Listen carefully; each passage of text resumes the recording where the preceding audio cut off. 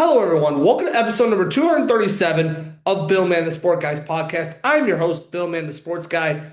For the latest weekly news, the NFL, NBA, MLB, NHL, college sports, WNBA, this is the podcast to be, college football.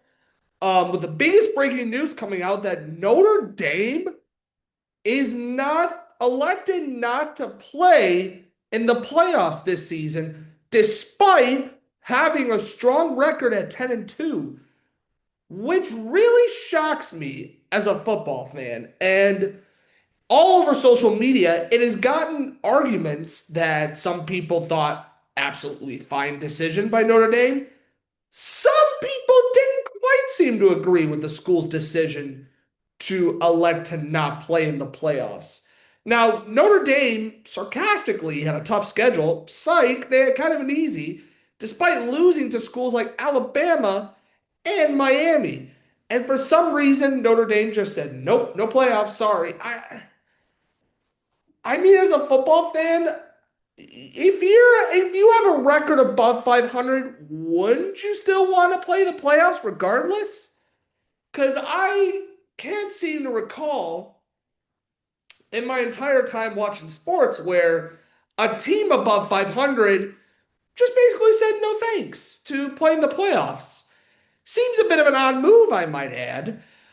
And how will this still support the team in the next season? I mean, sure, Notre Dame has never won five straight championships, let's be honest. Will they ever? No, but in reality, though, I'm just mind blown. I really don't know what went through their heads when it came to the playoffs. Because I can tell you this, if I was a college football player playing in Notre Dame, and if the team said we're not going to make the playoffs, I would have been disappointed. I would easily want to play in the postseason. Every football player in Notre Dame would want to play in the postseason. Who in their right mind would say no to that? That is insane. And honestly, I don't agree with Notre Dame's decision. I can kind of see, but at the same time, I don't agree with their decision. You guys are 10-2. What do you mean you don't want to touch the postseason? Like, yeah, okay. I don't know what to think. I'm really mind blown because I don't agree with Notre Dame's decision in backing out of the playoffs, especially when the record's at 10-2. This is such a chicken move by the school. Please let me know your thoughts and opinions on Twitter. I know it's called X, but we're going to call it Twitter at Billman Sports, Instagram at Billman Sports Guy, and here on YouTube at Billman Sports Guy. In other college football news, shout out to the greatest community college to ever exist, College of DuPage men's football team in Glen Ellen, Illinois. They just won their fifth straight championship as a school, which is amazing. And I'm honestly very proud of the team this season. Also, shout out to Ty Carlson and Cole Hamilton, who I've had on the podcast. Check out their episodes, or check out the episodes I've had with them. It is such amazing. Five straight. One of two colleges doing five straight, the other being North Dakota. So that is super, super interesting. Anyway, let's get on to some other news in the sports world. The Baltimore Ravens have extended Mark Andrews for a 3-year, $39.3 million contract. I had to double check to make sure I got the term length. And honestly, I have no problem with this move. I think Mark Andrews has played pretty solid this season on a struggling Baltimore Orioles, not Baltimore Orioles, on a struggling Baltimore Ravens team. And honestly, keeping him around, I think, is a smart move. And he's also one of the weapons that can really help Lamar Jackson. And could they fight for a wild card? I think it's still possible. Super Bowl is kind of up in the air, but overall, I like this signing by the Baltimore Ravens. At least they get to extend him instead of letting him walk for nothing. All right, and the next sports signing we're going to talk about is the Tampa Bay Lightning have extended Ryan McDonough on a 3-year deal, $4.1 million AAV. Honestly, McDonough has done really well with Tampa Bay. Solid defenseman. I really have no issues with this signing.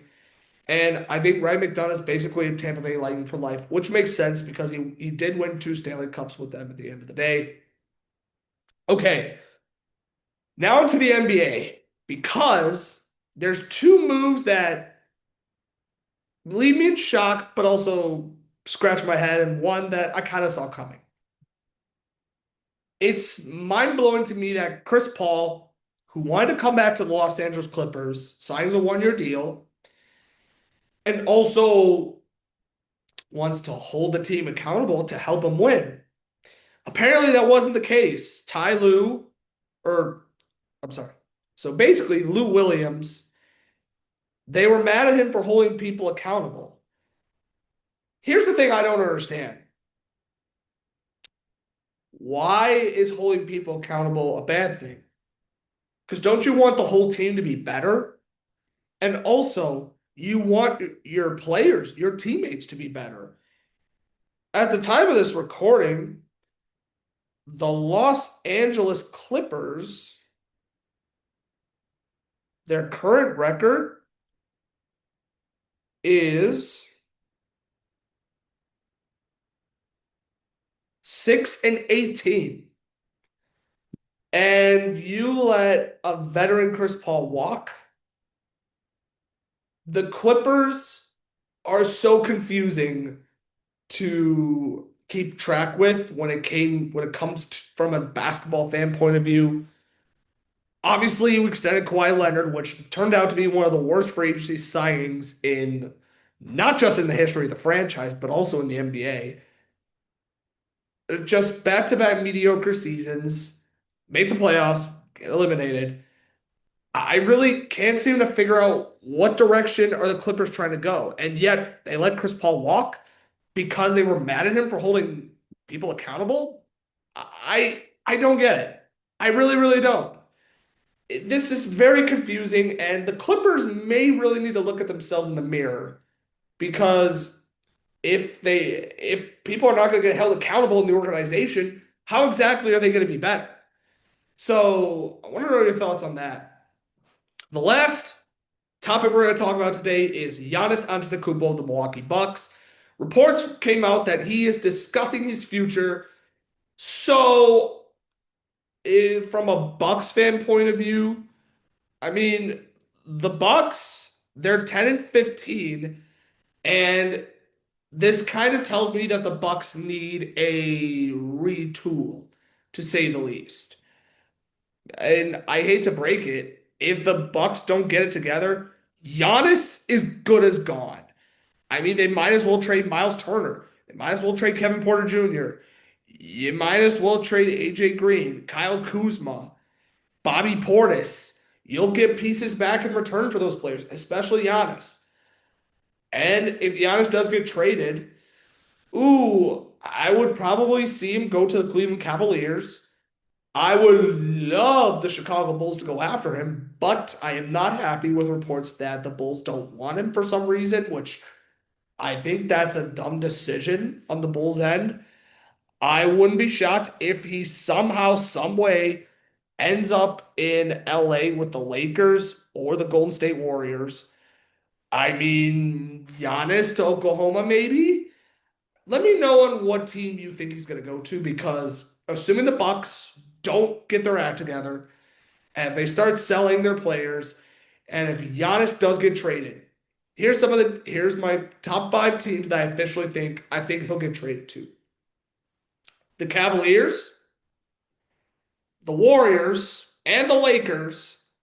I don't know why. I just have a horrible feeling that's going to happen. Houston Rockets, the New York Knicks. I think these are the 5 teams I could see Giannis get traded to. Let me know your thoughts and on the comments down below. And now onto the NFL Power Rankings. Alrighty, let's start off with our NFL Power Rankings from Week 13 heading into Week 14. Actually, I take that back. Week 14 heading into Week 15. All right, starting off at number 32, we have the Las Vegas Raiders. Again, bringing back Pete Carroll out of retirement. The team's season has been a complete abysmal to even watch at this point. Number 31 is the Cleveland Browns. Offense was just an absolute no-show, but offense did actually they came close, but lost to the Tennessee Titans, which coming in at number 30 is the New York Jets, only putting up 10 points against the Miami Dolphins. That's just never a good look. And the Jets now have missed the playoffs for 15 straight years, which is shocking. At number 29, we have the New Orleans Saints. Hey, they gave the Buccaneers a run for their money and were able to escape the win by 4. Number 28, we have the Tennessee Titans, the team who beat the Cleveland Browns. Cam Ward played an impressive game, and I would like to see some growth from the Titans next season. Number 27 is the New York Giants. Though they had a bye week, but how much confidence do I really have in them? Washington Commanders go to number 26. Yeah, that match against the Vikings. Safe to say they were an absolute no-show. Atlanta Falcons go to number 25. After their previous performance, all I got to say is yikes. Number 24 goes to the Miami Dolphins. Hey, they put up a good show against the New York Jets. Tua Tagovailoa had a good game, so that was a good positive parts. Number 23, Arizona Cardinals. They just couldn't get anything going against the Los Angeles Rams. Carolina Panthers, though they had a bye week, landed number 22 in my rankings. Number 21 goes to the Houston Texans. Just I don't know how could they finish the season on a strong note, but hey, they were able to upset and beat Patrick Mahomes, Travis Kelce by 10 points, 2010. Then number 20 goes to the San Francisco 49ers, joined a bye week. Number 19 goes to the Kansas City Chiefs. They're really fighting for a wild card now. And with the performance against the Texans, that was not pretty. Number 18, Minnesota Vikings put up a spanking 31 points over a Washington Commanders team that's just full of injury prones. Number 17 is the Dallas Cowboys. They just really couldn't get anything going against the Detroit Lions, especially on the defensive side. Number 16 goes to the Cincinnati Bengals. Put up a fight against the Buffalo Bills, but that's all I gotta say for right now. And number 15, Baltimore Ravens. I mean, put up a good fight against the Pittsburgh Steelers, only to lose by 5. Then the Steelers go to number 14. Crazy, streaky game all around. Number 12 goes to this. I didn't realize I had Cincinnati twice. So 11 goes to the Buffalo Bills. The Bills, they were just fine this past week. Number 10, Los Angeles Chargers. They just put up a good fight against the Philadelphia Eagles, but they are a young team at the end of the day. And then the Eagles, I'll keep them at number 9 for now, though Jalen Hurts did throw 4 interceptions, which that is unacceptable for an elite quarterback like Jalen Hurts. Number 8, Denver Broncos. The Broncos just keep the good times rolling. Number 7, the Jacksonville Jaguars have continued to surprise myself in numerous ways, and I think they could be a wild card dark horse Super Bowl contendant.